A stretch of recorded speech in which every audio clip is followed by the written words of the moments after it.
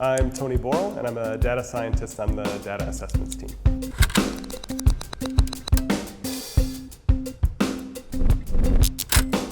So we work for a manufacturing client to detect oil leaks in their machinery. So that customer found oil all over their plant floor and tables and machines and other things.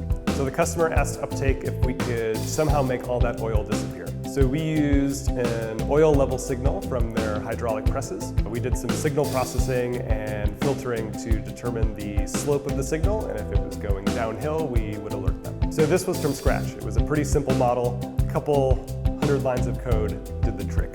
So like any real world problem, there was all kinds of noise and missing data and kind of erratic machine behavior, which caused the signal to act a little bit strange.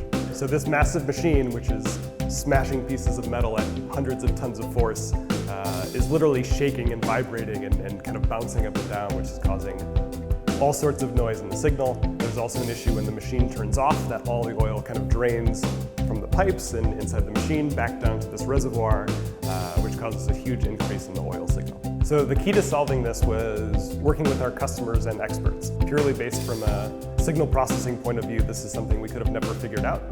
But once our customer mentioned that this is how the machine acts and this is kind of a normal behavior, this really helped us unlock this model. So we noticed before the shutdown, the oil level was kind of in the middle. It went flying back up. But when it went back down, it didn't come back to its normal level. So it actually dropped even further down, and that's when we noticed that oil had kind of left the machine and hit the plant floor. So each week, about 120 gallons of oil was spilled on the plant floor.